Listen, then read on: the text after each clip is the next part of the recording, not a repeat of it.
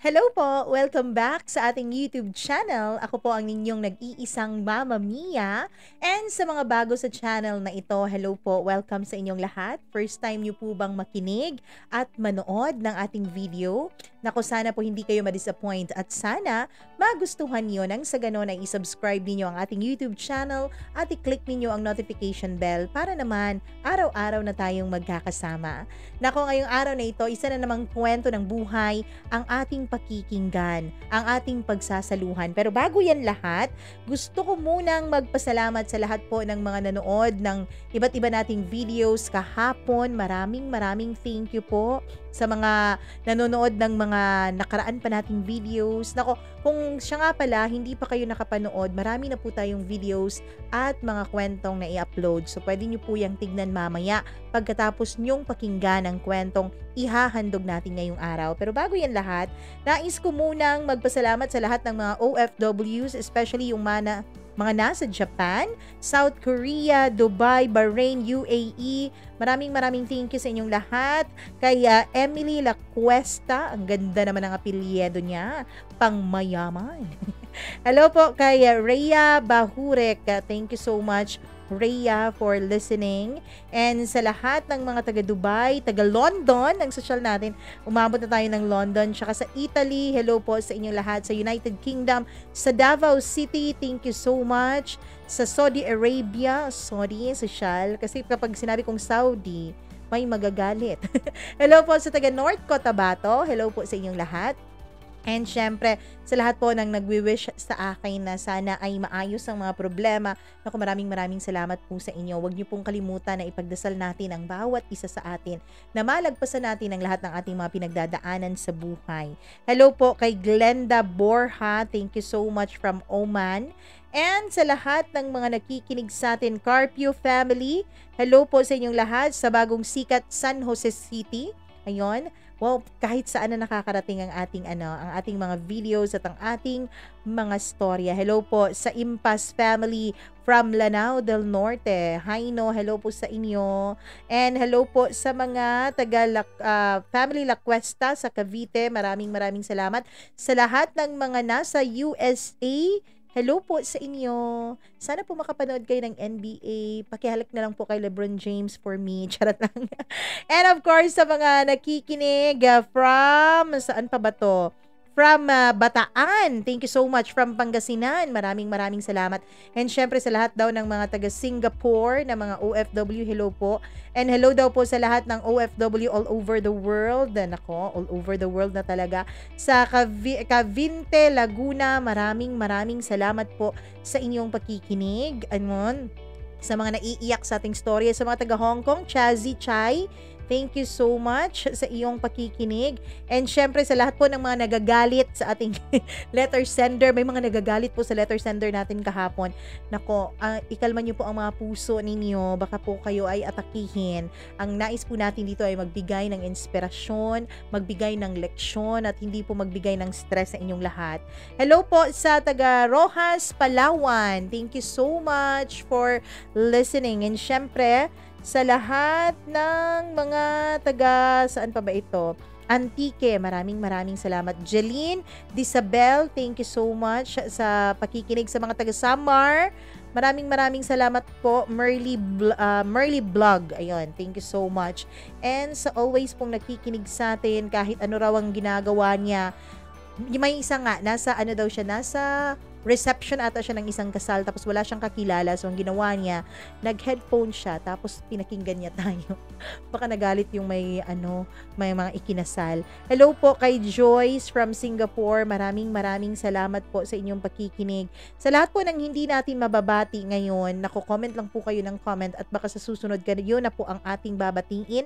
Nancy Balingbing, Jason Abadesa, thank you so much.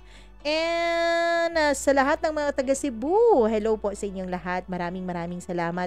Sa mga taga Bahrain, thank you very much. Nako, ang dami-daming nagagalit sa letter sender natin kahapon. Hello po sa lahat na maraming thank you. At sa iyo na bago sa ating YouTube channel, Kung gusto niyo pong ma-shoutout kayo, mag-comment lamang po kayo below. And syempre, mag-comment na rin kayo tungkol sa storya. Huwag na lang yung puro shoutout naman, di ba? Para naman ganahan tayong basahin yung shoutout ninyo. Anyways, ang kwentong ibabahagi natin ngayong araw ay tungkol sa isang tao na para bang nalito siya sa kung ano ang gusto niya sa buhay. Kayo po ba ay dumating na rin sa punto ng buhay nyo na kayo ay nalito? Kayo ay hindi na sigurado kung saan ba patutungo ang buhay niyo, kung ano ba talaga ang gusto nyong mangyari. Ang buong akala kasi natin, iniiwan natin ang ating mga nakaraan. Ang mga taong nagmamahal sa atin, iniiwan natin dahil ang buong akala natin, yung bagong taong dumarating sa buhay natin, ayun ang nararapat at yun ang ating iniibig. Pero darating at darating ang panahon para ma-realize mo na mali pala na iniwan mo yung isang tao dati para sa bago mo ngayon. Pakinggan natin ang storya ni Roland dito lamang po sa Dear Mama Mia. Sabi nila, ang isang taong umiibig ay hahamakin ang lahat, masunod lamang ang nararamdaman ng kanyang puso.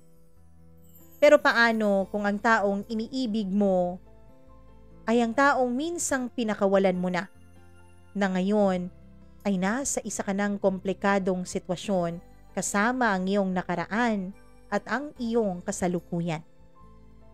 Dear Mama Mia, itago niyo na lamang po ako sa pangalang Roland. 33 years old at kasalukuyan po akong nagtatrabaho dito sa ibang bansa. May pamilya na rin ako, Mama Mia, na nasa Pilipinas. Bagamat hindi pa kami kasal ay 7 taon na rin kaming nagsasama ni Jane sa iisang bubong. Magdadalawang taon pa lang ang relasyon namin noon nung magdesisyon kaming mag-live-in na dalawa. At dahil sa hirap ng buhay, ay nagdesisyon ako na makipagsapalaran dito sa abroad para maitaguyod ang pamilyang sisimulan naming dalawa. Mama Mia, nabuntis ko kasi si Jane makalipas lamang ang 5 buwan matapos kaming magdesisyon na magsama sa iisang bahay. Wala na po kasi kaming tigil sa pagtatalik nung nagsama na kami. Alam naman namin, Mama Mia, na hindi pa kami handa sa ganong kabigat na obligasyon. Sa mga obligasyon na kaakibat ng pagkakaroon at pagpapalaki ng isang anak. Pero ilang beses kasi kaming nagpadala sa mga bugso ng damdamin namin. Ilang beses na hindi kami gumagamit ng proteksyon at hindi na namin iniisip kung ano pa ang magiging consequence ng aming mga ginagawa. At alam ko na bilang lalaki, obligasyon kong buhayin ang aking mag-ina. Noong una, Mama Mia, ay sinubukan ko pong mag-apply ng trabaho sa Pilipinas. Hindi pa kasi ako sigurado kung kakayanin namin ni Jane ang mawalay sa isa't isa. Hindi kami sigurado kung makakaya namin ng long-distance relationship. Lalo pa't pareho kaming dalawa na mahilig sa sex ni Jane. Pareho kaming dalawa na hindi kayang mabuhay ng walang sex sa isang linggo. Pero Mama Mia, swerte pa rin naman kami dahil nakakuha ako ng trabaho bilang isang private company driver.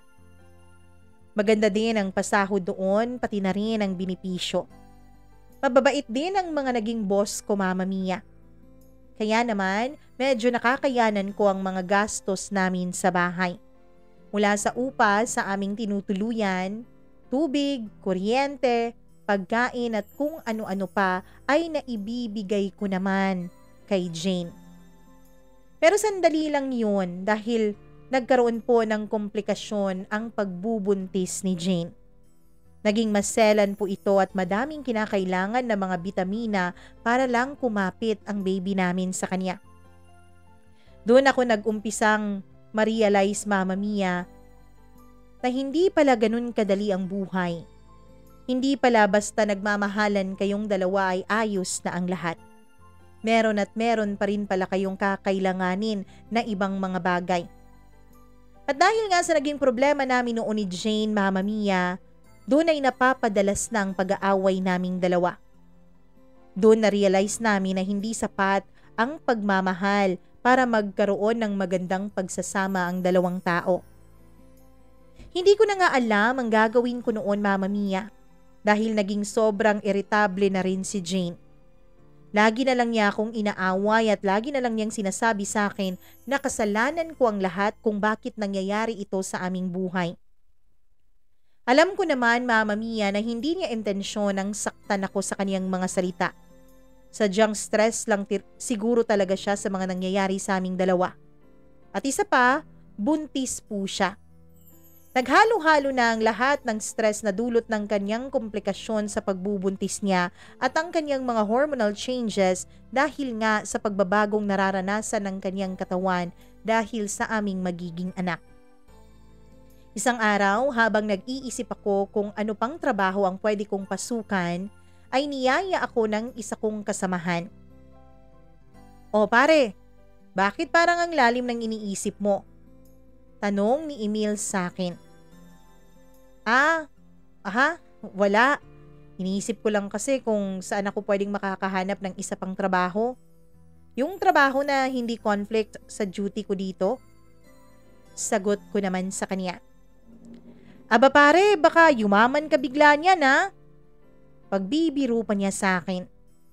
Natawa naman ako sa biro niya, Mama Mia, lalo pa nung dinugtungan niya na basta wag na wag ko raw siyang kakalimutan kapag dumating na ang araw na mayaman na ako.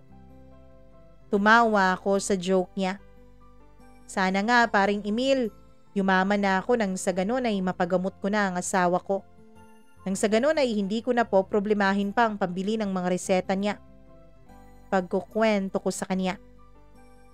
Mama Mia, hindi naman lingid sa kaalaman ng lahat na buntis ang kinakasama ko. Yun nga lang ay iilan lang sa kanila ang nakakaalam ng tunay na kalagayan ni Jane. Ay, oo nga pala pare, ano? Pasensya ka na sa biro ko ha. Pero pare, kung interesado ka ay sumama ka na lang kaya sa akin. Nasa labas ng bansa kasi yung kapatid ko at sakto may opening daw doon sa pinagtatrabahuan niya. Ilalakad daw niya ako sa boss niya kaya madali na lang mag-process.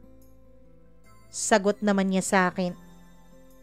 Mama Mia, aaminin ko na medyo natuwa ako sa nalaman kong balita mula kay Emil. Pero nagdadalawang isip ako nung una dahil syempre ayoko namang iwan dito si Jane at ayokong mag-isa niyang harapin ang kanyang pagbubuntis. Pero nung malaman ko ang sasahuri namin doon ay agad din naman akong nagpasyang sumama na sa kanya. Inilihim ko pa nga muna yun kay Jane dahil ang gusto ko sana ay tsaka ko na lang sasabihin sa kanya kapag sigurado nang makakaalis ako. Alam ko na magagalit siya, Mama Mia. Pero sa kalagayan namin noon ay yun lang talaga ang nakikita kong paraan para mag-survive kaming dalawa. Kaya lingid sa kaalaman ng babaeng mahal ko ay nag-aasikaso na ako para pumunta ako ng ibang bansa. Isang araw, Mama Mia, ay masaya si Emil nung sinalubong niya ako papasok ako ng trabaho. Pare, congrats! Tuloy-tuloy na talaga tayo doon. Masayang balita niya. Talaga pare? Sigurado na ba yan? Masaya ko rin tanong syempre. Oo pare, tumawag yung kapatid ko. Kukunin na raw tayo ng boss niya. Siya na rin daw ang bahalang makipag-coordinate sa agency para sigurado na dun tayo mapupunta sa kanilang kumpanya. At alam mo ba, natutulungan pa tayo ng boss niya sa lahat ng gagastusin natin paalis? Pagbabalita ni Emil sa akin. Talaga? Ay, salamat naman kung ganun. Buti na lang talaga pare at ako yung nayaya mo. Napakalaking tulong nito sa pamilya ko. Pasasalamat ko sa kanya. Paano naman ang misis mo pare? Alam na ba niya itong plano mo? Bigla niyang naitanong sa akin. Hindi pa nga paring Emil. Gusto ko kasi yung sigurado na para hindi na siya makakatanggi pa. Isa pa pare, ito na lang kasi talaga ang nakikita kong paraan para masuportahan siya at ang magiging anak namin. Alam mo naman na hindi kaya ng sweldo natin dito yung lahat ng kakailanganin niya sa pagbubuntis niya eh. Paano pa kaya kapag nagkaroon ng komplikasyon sa kanyang panganganak, hindi ba? Sagot ko naman kay Emil. Mama Mia, alam ko po sa sarili ko na mali yung ginawa ko. Pero yun lang din kasi ang naiisip kong paraan para hindi na makatanggi pa sa akin si Jane. Nang sa ganon ay maasikaso ko ng maayos ang pag-a-abroad ko nang wala akong inaalalang galit na galit sa aking asawa. Alam ko na mahihirapan kaming dalawa pero bahala na. Magtitiis na lang ako at kakayanin ng lahat para sa ikabubuti ng aking mag-ina. Pero Mama Mia, hindi rin pala talaga madali ang umamin sa isang tao na iiwan mo muna siya pansamantala. Dahil kahit nung may ticket na kami at may visa na rin, ay nahirapan pa rin akong sabihin kay Jane ang plano kong pag-alis. Isang araw ay inipon ko talaga ang lahat ng lakas ng loob ko para magsabi na sa kanya. 2 araw na lang kasi Mama Mia at flight ko na, kaya kailangan ng malaman ni Jane ang desisyon na ginawa ko. Mahal, eto na ang mga supply mo sa gamot mo. Pang 1 month na ito na supply ha. Paglalambing ko sa kanya. Talaga mahal? Saan ka naman kumuha ng pera para dito hindi mo na pa naman sahod, hindi ba? Nagtataka rin niyang tanong. Kasi mahal, Jane, may sasabihin sana ako sa'yo. Pero wag ka munang magagalit ha. Bakit? Ano ba yun? May kasalanan ka bang ginawa? Alam kong kinakabahan na si Jane habang tinatanong niya sa akin yun, Mama Mia. Mahal, niyaya kasi ako ni paring Emil. Pasiw na kong sabi sa kanya. Niyaya na ano? Tanong pa niya. Ano kasi, bali may opening sa pinagtatrabahuan doon ng kapatid niya. Sinubukan naming mag-apply 2 at sakto naman na nakuha kami. Sagot ko Mama Mia na hindi man lang ako makatingin sa kanya dahil ayokong salubungin ang mga tanong at galit sa mga mata niya. Kapatid ni Emil? Hindi ba isa lang naman ang kapatid niya at nasa ibang bansa yun? Huwag mong sasabihin. Naputo lang sasabihin ni Jane Mama Mia nung ma-realize niya ang gusto kong sabihin sa kanya. Wow! Wow, Roland! Nag-apply ka sa abroad nang hindi sinasabi sa akin? Ano to ha? Hindi na ba mahalaga sa'yo ang opinyon ko? Di ba nag-usap na tayo na hindi ka mag-a-abroad?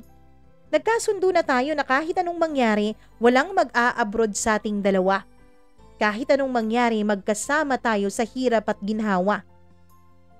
Sunod-sunod na sabi niya sa akin na may halong galit at pagtatampo na.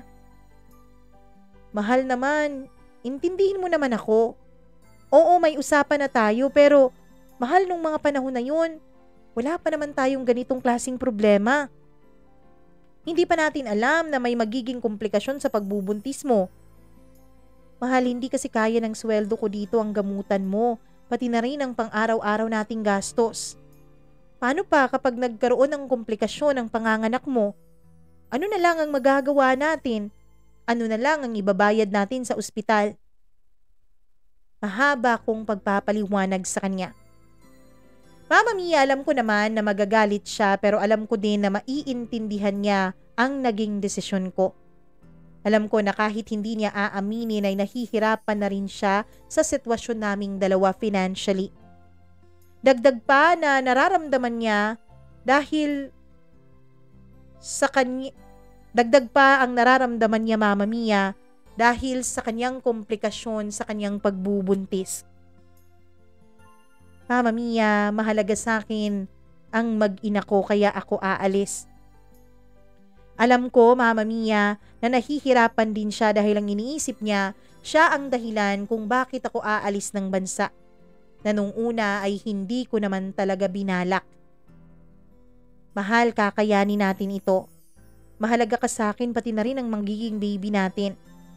Kaya gagawin ko ang lahat para maging maayos kayong dalawa. Kaya please, huwag ka nang magalit.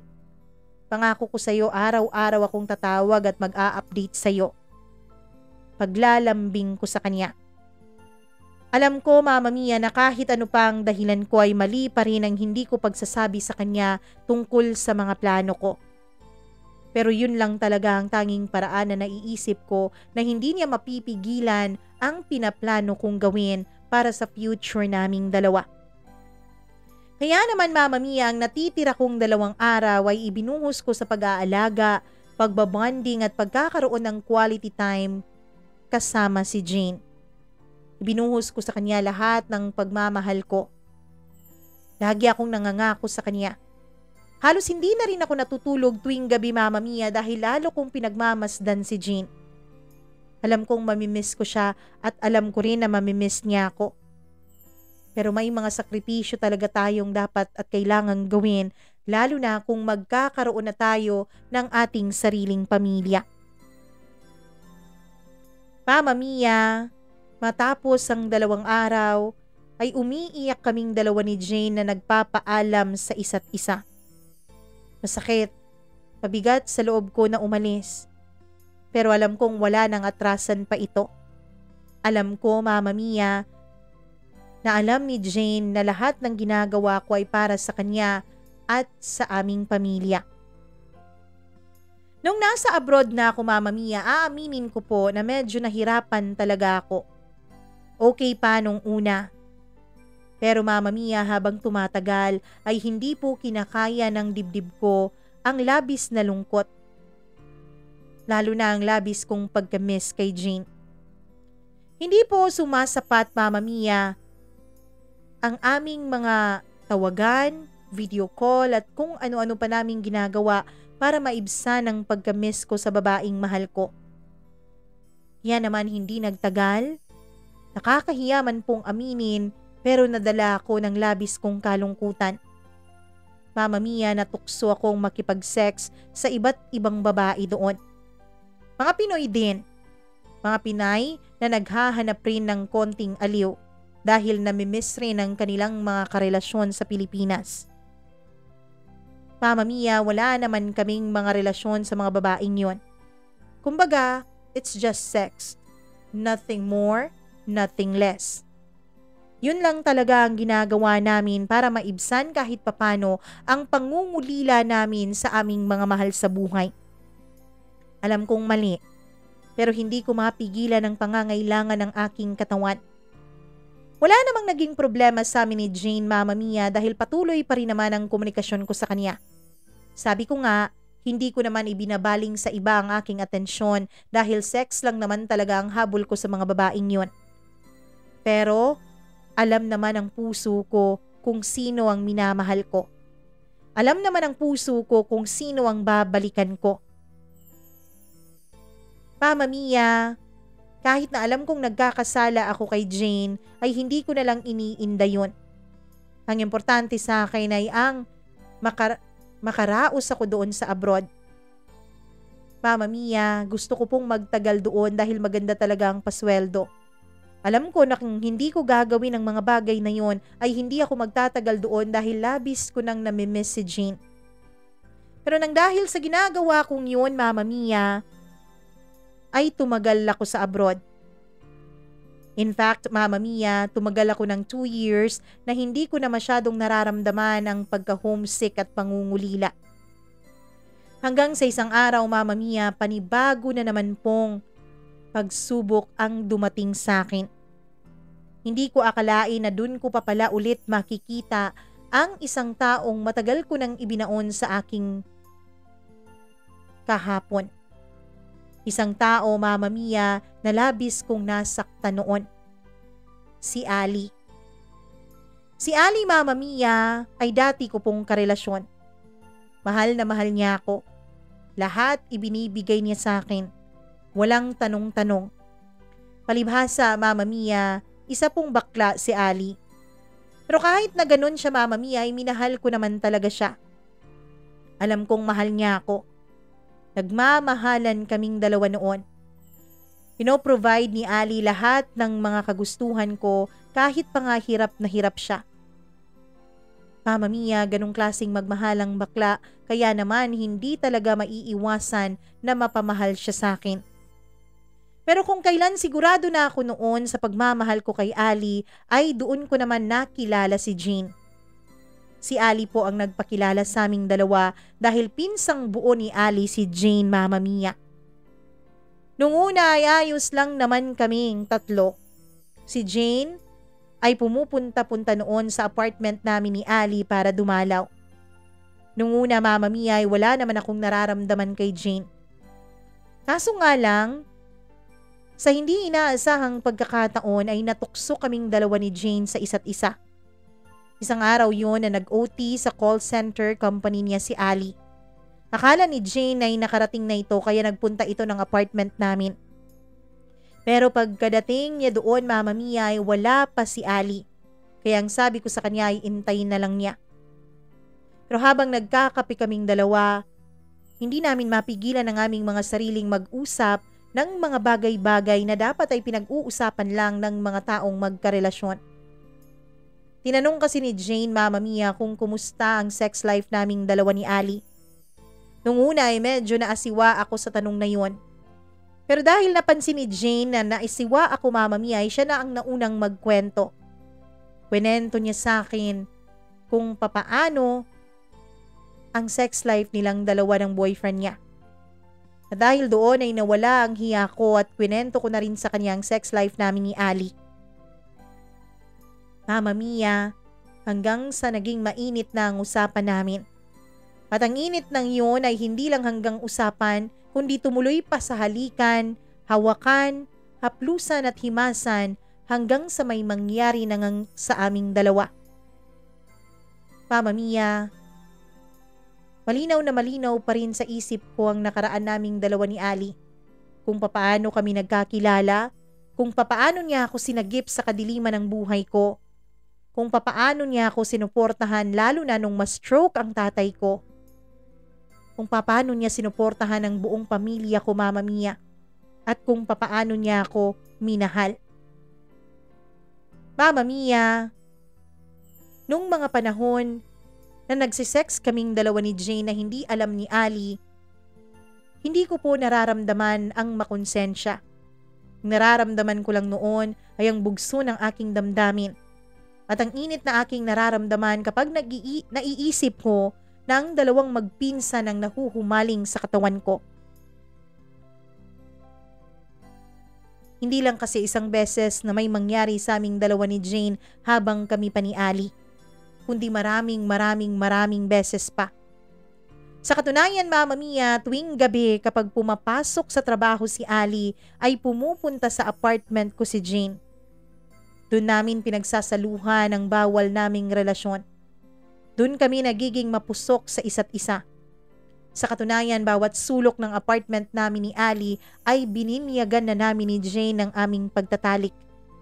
Mula sa banyo, sa kusina, sa kwarto, sa sala, sa laundry area, sa lahat-lahat, Mama Mia. Maging sa balcony, kapag gabing-gabi na at siguradong hindi kami makikilala ng mga taong nagdadaan, ay doon kami sa balcony nagsisex. Mama Mia, napaka-adventurous ni Jane pagdating sa sex. Kaya naman hindi ko na rin napigilan ang sarili ko noon na mahulog sa kanya. Ibang-iba ang naibibigay niya sa akin. Kaso nga lang, Mama Mia, lahat po ng kasalanan ay hindi naman pwedeng hindi mabunyag sa tamang panahon. Isang araw ay maaga pong dumating sa apartment namin si Ali dahil masama raw ang kaniyang pakiramdam. 3:00 pa lang yun ng madaling araw at tulog na tulog pa kaming dalawa ni Jane na parehong hubot-hubad dahil kagagaling lang namin sa aming sex adventure. Nagising na lang ako sa tili ni Ali. Grabe ang sigaw niya, Mama Mia. Kaya naman dali-dali kami ni Jane na nagbihis ng aming mga damit. Nangakala ko talaga ay mag-e-eskandalo si Ali. Pero umiyak lang siya ng umiyak, Mama Mia, habang nag-e-empake ng aking mga gamit. Matapos niyang ma-empake ang mga gamit ko, ang sabi niya ay umalis na raw kaming dalawa ni Jane. Wag na raw kaming magpapakita sa kanya. Mama Mia, humihingi kami noon ng tawad kay Ali pero hindi niya kami pinapansin. Nung makalabas na kami ng apartment ay padabog niyang sinara ang pintuan at hindi na siya muli pang nagbukas kahit anong katok ang gawin naming dalawa ni Jane. Kaya naman, yun ang naging dahilan, Mama Mia, kung bakit nagsama na lang kaming dalawa ni Jane sa iisang bubong. Actually, hindi pa kami agad-agad na nagsama. Hindi namin agad-agad itinuloy ang aming relasyon dahil medyo nakonsensya naman kami sa nagawa namin kay Ali. Kaya nga lang, Mama Mia, hindi talaga namin mapigilan ni Jane ang bugso ng aming mga damdamin. Hindi namin mapigilan ang magkita at mag-sex. Kaya naman, nagdesisyon na lang kami noon na ipagpatuloy ang aming relasyon. Total wala rin naman nang mawawala. Hindi na sila bati ni Ali at hindi na rin ako pinapansin ni Ali. Alam na ni Ali ang namamagitan sa amin kaya wala nang rason pa para isikreto namin ang tungkol sa aming dalawa. Mama Mia, ay pinagpatuloy namin ni Jane ang aming relasyon. After 2 years ay nag-live-in kami hanggang sa umabot na nga ako dito sa ibang bansa at nagkita nga kaming dalawa ng ex kong si Ali. Akala ko, Mama Mia, ay galit pa siya sa akin pero hindi. Ngumiti siya sa akin nung makita niya ako at binati pa niya ako. Ang sabi niya, Mama Mia, kung pwede raw ako ay baka may oras kaming mag-catch up sa isa't isa. Tumango lang ako at ang buong akala ko ay hindi na yun mangyayari. Pero pagkalipas lamang ng 2 linggo, Mama Mia, ay aksidente na naman kaming nagkita sa isang park. Hanggang sa doon ay nag-usap kaming dalawa. Ang pag-uusap na yon ay naging healing namin. Nakapag-sorry ako sa kanya at ang sabi niya ay ayos na raw ang lahat. Mama Mia, dahil familiar na sa akin si Ali at dahil kilalang kilala niya ako, ay naisipan namin na ituloy ang aming pagkakaibigan dalawa. Halos araw-araw kapag tapos na ang trabaho ay nagkikita kami, nagiinuman at nagkukwentuhan. Hanggang sa hindi na namin namamalayan, Mama Mia. Unti-unti pala ay bumabalik ang feelings namin para sa isa't isa. Unti-unti, Mama Mia, ay nafo-fall kami ulit ni Ali sa isa't isa. Si Ali, Mama Mia, ay nasa abroad na siya. Ang sabi niya kasi matapos siyang ma-broken hearted noon sa akin, ay nagdesisyon siyang mag-abroad na. 2 taon daw matapos ang paghihiwalay namin ay nakilala niya ang kanyang bagong boyfriend at ngayon ay nagsasama na sila sa iisang bubong. Mama Mia, nung una ay naramdaman ko talaga ang kirot dahil nung sinabi sa akin ni Ali na may bago na siyang minamahal ay biglang bumalik sa akin lahat ng magaganda naming nakaraan. Pinilit ko namang itago ang naramdaman kong yun. Pinilit ko namang wag ipakita kay Ali na nafo-fall na ulit ako sa kanya. Kaso lang isang gabi, habang naglalasing kami, ay bigla na lang niya akong hinalikan. Ang sabi niya, hindi pa raw niya ako nakakalimutan. Kaya raw siguro madali sa kanya na makipagkaibigan sa akin ay dahil mahal na mahal pa rin daw niya ako. Ako naman, Mama Mia, ay hindi ko na rin pinigilan pa ang sarili ko at hinalikan ko na rin si Ali. Ang halik na yun ay nagdala sa amin sa isang hotel. Doon ay pinagsaluhan namin ang isang bawal na pagniniig. Kahit na alam pa namin, Mama Mia, na may kinakasama na si Ali at may kinakasama na rin ako sa Pilipinas na pinsan pa niya, ay hindi talaga namin napigilan ang aming mga sarili. Hindi yun naging hadlang, Mama Mia, upang magkaroon ulit kaming dalawa ni Ali ng ugnayan sa isa't isa. Mama Mia, oo. Nagkaroon kami ni Ali ng isang lihim na relasyon. Kung noon kami ni Jane nang nagloloko kay Ali, ngayon naman kami ni Ali ang nagloloko kay Jane at sa kinakasama ni Ali. Mama Mia, matapos po ang aking 3-year contract ay umuwi na ako ng Pilipinas. Kung noong una na hindi ko pa nakikita ulit si Ali, ang plano ko sana ay wag nang bumalik pa sa ibang bansa at magnegosyo na lang sa Pilipinas. Yun ay kinalimutan ko lahat. Hindi ko nagawa lahat ng plano kong yun dahil gustong-gusto ko pong makasama si Ali, Mama Mia. Nagdahilan na lang ako noon kay Jane na marami pa akong oportunidad na nais makuha doon sa abroad. Marami pang oportunidad na nag-iintay sa akin. Mama Mia, kahit na ayaw ni Jane ay wala rin po siyang nagawa.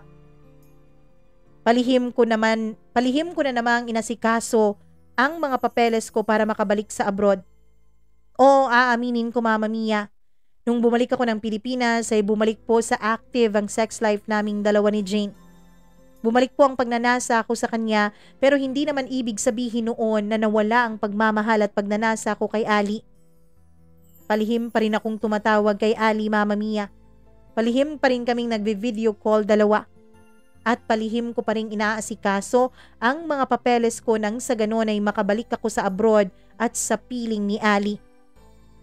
This time, Mama Mia, dahil hindi ko nakasama si Emil ay si Ali na ang tumulong sa akin para makahanap ng bagong employer doon. Siya na ang tumulong para masikaso ko ang mga papeles ko. And after 3 months lang ng pag-aasikaso ay nakabalik agad ako sa abroad para makasama ko si Ali.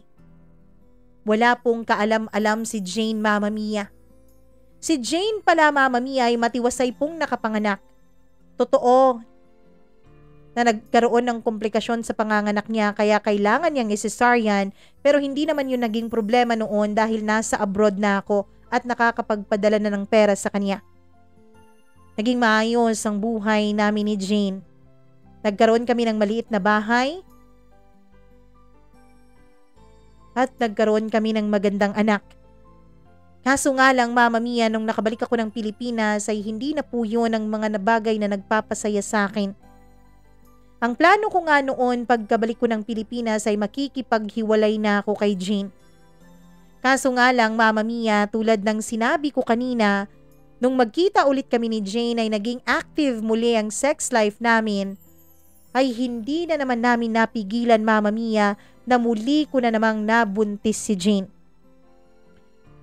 Mama Mia, tapos na ng pag-aasikaso noon ng mga papeles ko nung malaman namin na pinagbubuntis ni Jane ang pangalawa naming anak.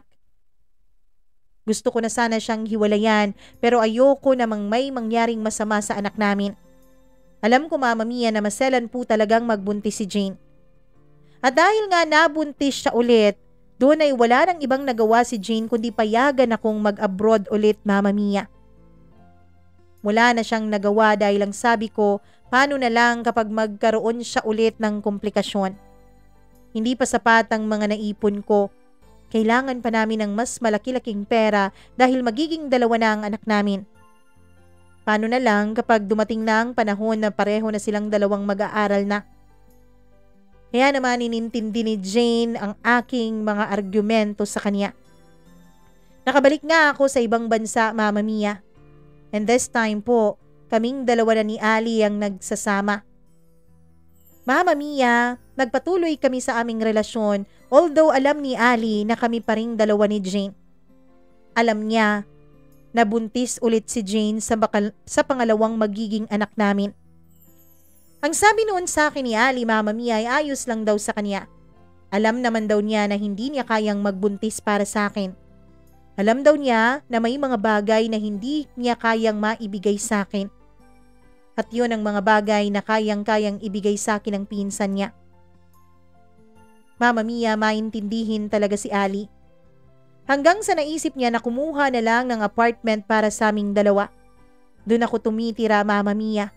At yun rin ang nagsisilbi naming love nest dalawa. Yung apartment na yun, Mama Mia, ay punong-puno ng pagmamahalan. Punong-puno ng mga tawa, halinghing, na dala ng masarap naming pagsasama. Mama Mia, hindi ko alam kung papaano ko ba itutuwid ang landas na tinatahak ko noon. Hindi ko alam kung papaano ko itutuwid ang namamagitan sa aming dalawa ni Ali at ang namamagitan sa aming dalawa ni Jane. Mama Mia, aminin ko po, hindi ko na mahal si Jane katulad ng pagmamahal ko sa kanya dati. Ang buong akala ko kasi noon, Mama Mia, dahil lalaki ako, ay dapat si Jane ang piliin ko. Kaya nga hindi ko na pinaglaban noon si Ali nung mahuli niya kaming dalawa ni Jane na nagtatalik sa kama namin. Hindi ko na siya nagawang maipaglaban dahil ang naiisip ko noon, mas magiging masaya ang pamilya ko kapag babae ang nakakarelasyon ko. Ang iniisip ko noon, Mama Mia, mas magiging masaya ang buhay ko at ang puso ko kapag babae ang pinili ko. Pero ang hindi ko alam, Mama Mia, bugso lang pala lahat yon ng damdamin ko. Dahil ang totoo palang itinitibok ng puso ko ay walang iba kundi si Ali. Si Ali ang mahal ko. At alam ko, Mama Mia, na mahal niya ako. Dahil kahit ilang beses ko na siyang nasaktan, kahit pa alam niya na meron pa rin Jane sa buhay ko, ay palagi pa rin niya akong pinipili. Palagi pa rin niyang pinipiling manatili sa tabi ko. Mama Mia, mahal na mahal ko po si Ali. Pero nang mga panahon na yon ay hindi ko rin kayang talikuran ng pamilya namin ni Jane. Naiipit ako noon sa sitwasyon ko, Mama Mia. Hanggang sa isang araw ay tumawag sa akin si Emil. Ang sabi niya ay nagkaroon raw ng malaking komplikasyon sa pagbubuntis ni Jane.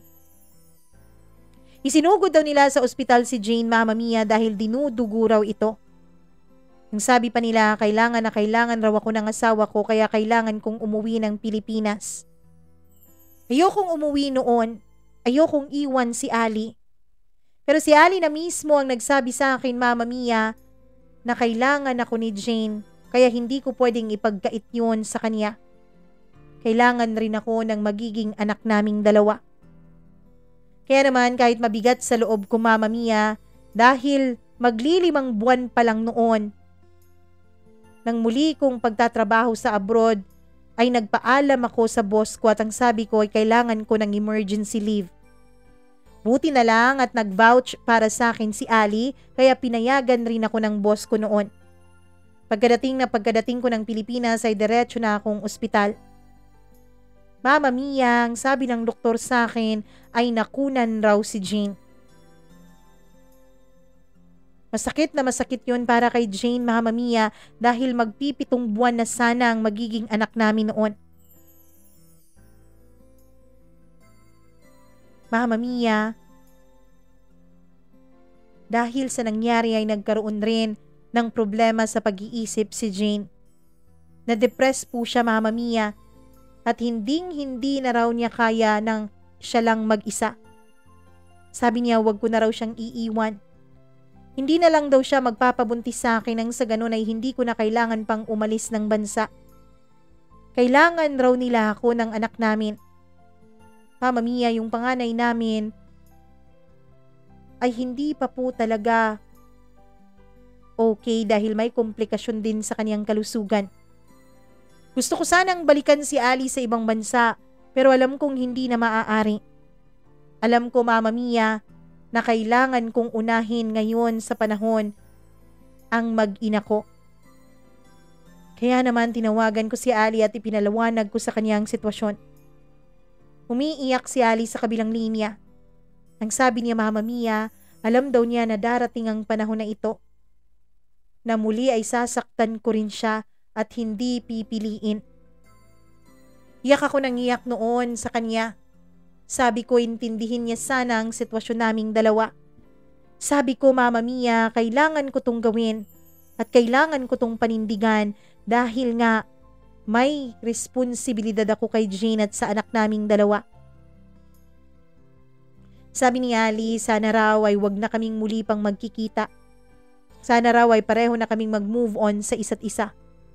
Sana raw, Mama Mia, ay hindi na ako muli pang magparamdam sa kanya. Dahil alam niya raw na kapag dumating ang puntong magpaparamdam ulit ako sa kanya, ay baka mahulog siya ulit sa akin. Baka hindi na naman daw niya mapigilan ang sarili niyang kumabit sa akin. Mabigat na mabigat ang usapan naming yun ni Ali. Natapos ang relasyon naming dalawa, Mama Mia, na alam naming mahal na mahal pa namin ang isa't isa. Mama Mia, habang lumilipas ang mga araw, linggo at buwan, ay unting-unting naging maayos si Jane. Hanggang sa tinanong niya ako, Mama Mia, kung may balak raw ba akong pakasalan siya. At dahil naghiwalay na nga kami ng tuluyan ni Ali, ay naisip ko na gawin na lang legal ang lahat sa aming dalawa ni Jane.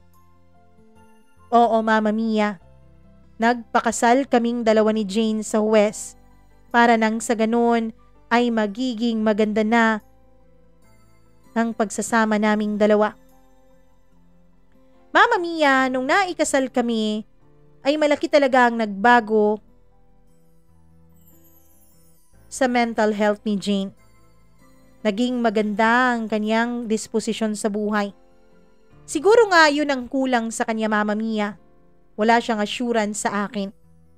Isang gabi pagkatapos naming magtalik dalawa, ay tumatawa pa siya at hinihingal. Sabi niya, Mama Mia, ngayon lang daw siya nakaramdam na swerte siya sa akin. Ngayon lang daw niya naramdaman na ako daw talaga ang nag-iisang mahal niya. Inamin niya sa akin, Mama Mia, na kaya nagkaroon noon ng komplikasyon sa kanyang pagbubuntis na naging dahilan para malaglag ang anak namin ay ang kanyang pag-iisip kung ano raw ba ang ginagawa ko sa abroad. Marami raw kasi ang nagsasabi sa kanya, Mama Mia, na may iba na ako doon. Marami ang nagsasabi sa kanya na hindi ko na raw siya mahal at may kinakasama na raw ako sa abroad. Yun daw ang naging dahilan kaya nag-overthink si Jane, Mama Mia. At ang pag-overthink na yon ay nag-cause na magkaroon siya ng labis-labis na stress hanggang sa maapektuhan na nga ang kanyang pagbubuntis at malaglag na ang anak naming dalawa. Doon ay tinubuan po ako ng konsensya. Ako pala talaga ang dahilan kung bakit nawala sa amin ang anak namin ni Jane. Ang pagloloko ko pala sa abroad ang dahilan kung bakit namatay ang bunso naming anak. Kaya naman, Mama Mia, sinabi ko noon sa sarili ko na hindi na ako muli pang magkakasala kay Jane. Sinabi ko noon sa sarili ko na ngayon, nakasal na kaming dalawa ay magpo-focus na lang talaga ako sa kanya at sa anak namin. Kaso lang, Mama Mia, isang araw, tinawagan kami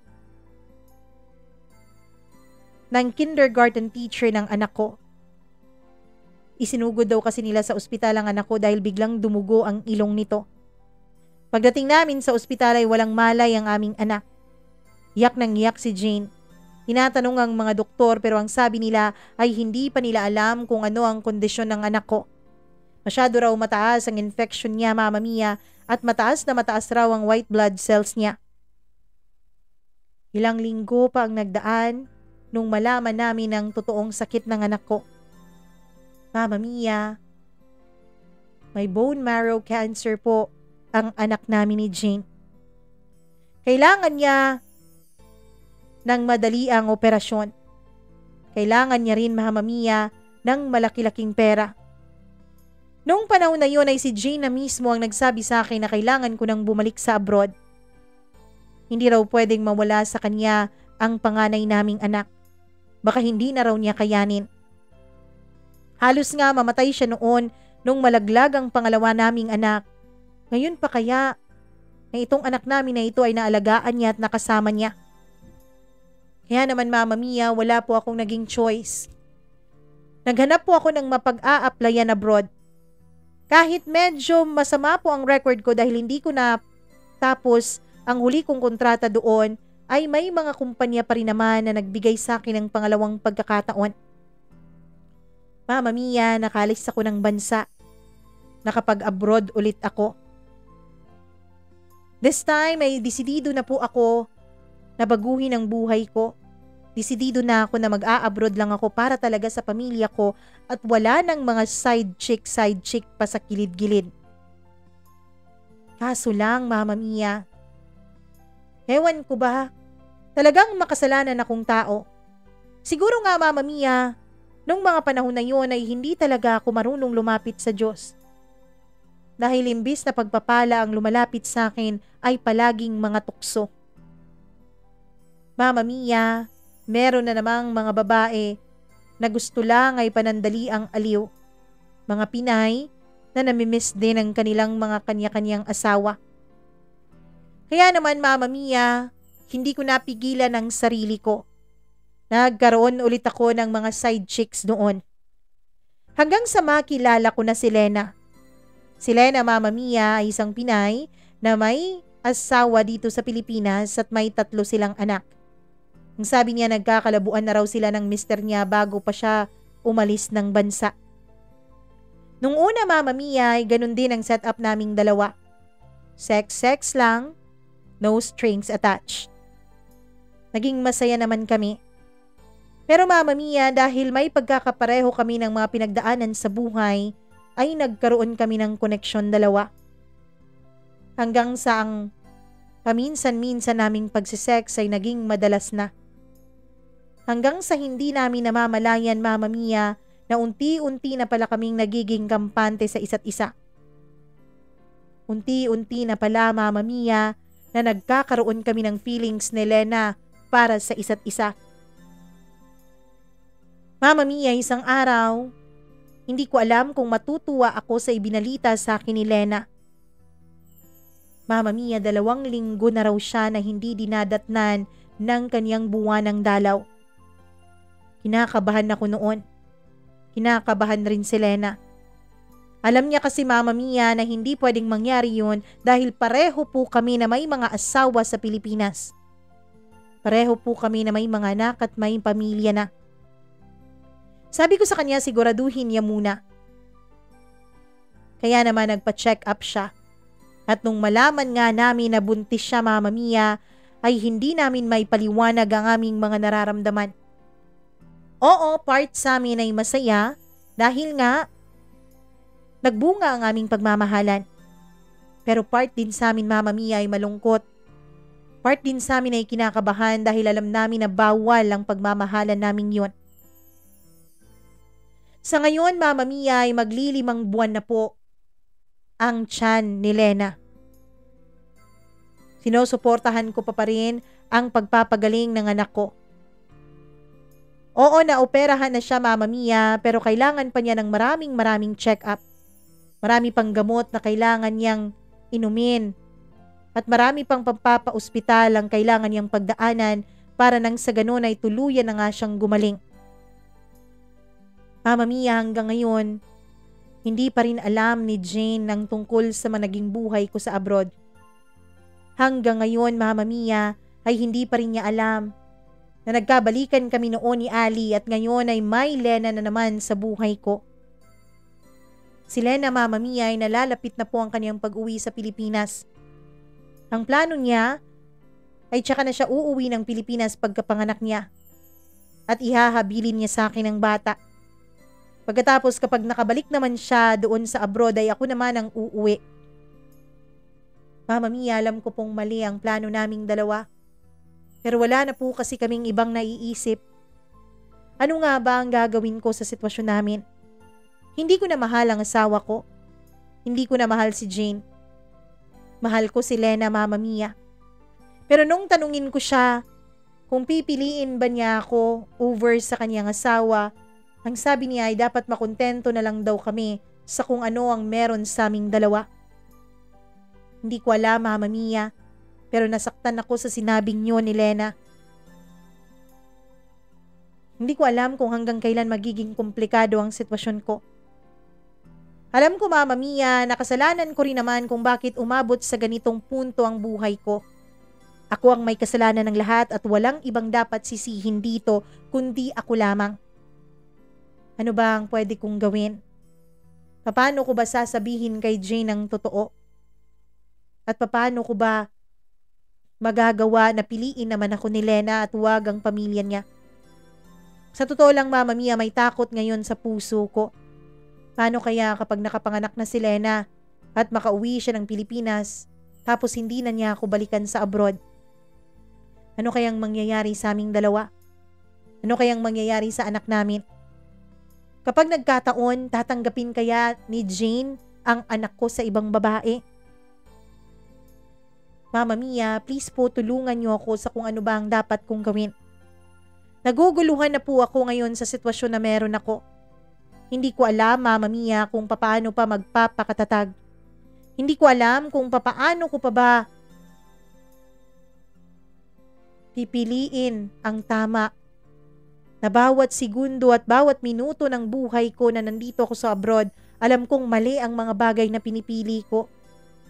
Paano ko ba kasi pipiliin ang tama kung hindi naman ito ang makakapagpasaya sa akin? Please, Mama Mia, tulungan niyo po ako sa dinadala ko ngayon. Tulungan niyo po sana ako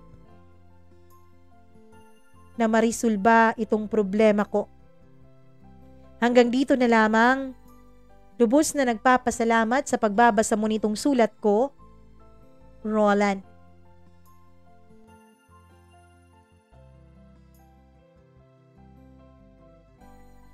Nako Roland, tama ka. Lahat ng mga desisyon mo sa buhay ay ito na ang resulta. Itong kakomplikado mong sitwasyon. Kung tatanungin mo ako kung ano ang dapat mong gawin, ako talaga, alam nyo naman, sa umpisa pa lang naniniwala po ako sa kasabihang, the truth will set you free. Hanggat hindi mo sinasabi ang totoo, magiging patuloy yan na mabigat sa dibdib mo. Hanggang sa magkakaroon ka na ng sobrang stress, hanggang sa makakaapekto na rin ito sa kalusugan mo, hanggang sa ito na ang pwedeng ikamatay mo. Para sa akin, Roland, kailangan mong sabihin ang totoo kay Jane. Yung pangamba mo tungkol kay Lena, posibleng mangyari yon, pero posible ring hindi. Siguro ang una mong gagawin, dapat ay lumapit ka sa Diyos. Sa tingin ko kasi Roland, katulad ko, ay hindi ka rin nagkaroon ng magandang relasyon sa Diyos. Baka naging mapagmalaki ka katulad ko noon. Baga, inuuna mo na solusyonan ang mga problema mo at hindi mo iniisip na kailangan mo ang tulong ng Diyos. Pero kailangan mo, Roland. Kailangan mo ang tulong ng ating Panginoon, lalo na ngayon sa sitwasyon mo. Ang una mong gawin ay humingi ka ng tawad sa Kanya. Yung taimtim, yung buto, hanggang buto talaga na paghingi ng tawad. Mag-build ka ng relationship with God. Pagkatapos nun, ayusin mo ang buhay mo. Sabihin mo ang totoo kay Jane. Deserve niyang malaman ang totoo. Ang buhay mo kasi, Roland, ay parang tumatakbo sa cheating, tumatakbo sa panlilinlang, panloloko, tawag ng laman, bugso ng damdamin. Yun talaga ang palagi mong inuuna, kaya nagkakaroon ka ng iba't ibang komplikadong relasyon at iba't ibang komplikadong sitwasyon. Ang gawin mo ngayon, ayusin mo ang sarili mo. Mingi ka ng tawad sa Diyos. Magkaroon ka ng relationship with Him, pagkatapos ay ayusin mo ang sa inyong dalawa ni Jane at sa inyong dalawa ni Lena. Yun lang ang tanging may papayo ko dahil hindi ko pa naman nararanasan ang mga nararanasan mo ngayon. Oo, meron din akong share of my broken heart, lalo na nitong mga nakarang araw, pero hindi naman ganun kakomplikado.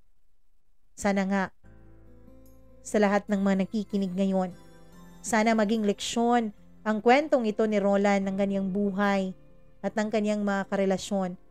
Para naman huwag niyong pagdaanan ng katulad ng kanyang mga pinagdadaanan. Para naman unahin niyo na magkaroon ng relationship with God at unahin niyong gawin ang tama all the time. Kahit hindi pa ito ang magpapasaya sa iyo. Gawin mo lagi ang tama. Dahil sa mundong ito, ang kailangan nating gawin ay magpakabuti at magpakatama. Alam ko, may mga tamang gawin na kung minsan ay siya pang magpapalungkot at magwawala ng ating saya. Pero, darating ang panahon na susuklian ka ng langit sa bawat tamang desisyon na ginawa mo sa buhay mo. Maraming salamat po sa inyong pakikinig sa kwentong ating ibinahagi ngayong hapon na ito. And kung anong oras ka man nanonood, hello po sa inyo. Kung nagustuhan nyo ang kwento ni Roland, kung ano man ang komento nyo sa kanyang kwento, huwag po kayong mag-atubili na mag-like at mag-share nitong kanyang video. Mag-comment na rin kayo ng inyong mga kuro-kuro, ng inyong mga hinanakit sa dibdib tungkol sa kanyang storya. Pwede po kayong mag-comment down below. Pati na rin yung mga pa-shoutout ninyo. Siya nga pala yung mga hindi ko pa na siya shoutout. Humihingi po ako ng pasensya. Hindi po lahat kaya kong basahin kasi kapag binasa ko lahat, baka abutin tayo ng 20 minutes intro pa lang yan. Marami nang nagre-reklamo na ang haba raw ng intro natin. Sa ganun talaga. Pasensya po. Pero maraming salamat pa rin po talaga sa patuloy nyong pagsuporta sa ating munting YouTube channel. Kung hindi pa po kayo nakapag-like dito sa ating channel na ito, huwag niyong kalimutan na i-like ang mga videos. Pagkatapos, i-click niyo ang notification bell, i-click niyo ang subscribe button para lagi po kayong na-update sa tuwing nag-a-upload po tayo ng panibagong kwento. At kung may mga kwento kayong hindi pa napanood, click nyo lang nandito sa gilid ng screen ang iba pa nating mga kwento. At kung napanood nyo na yan, go to my YouTube channel, Mama Mia CDO, i-open nyo yan. Nandyan lahat ang mga videos na atin ang na-upload. Baka meron po doon na magiging sagot sa inyong sitwasyon ngayon. Maraming salamat po sa inyong pakikinig. Kung hindi pa po kayo nakapag-subscribe, please do subscribe. At kung may sarili po kayong kwento na nais nyong i-share dito sa ating programa, please email me po mamamiacdo0317@gmail.com. Magandang araw sa inyong lahat. Ako po ang nag-iisa ninyong Mama Mia.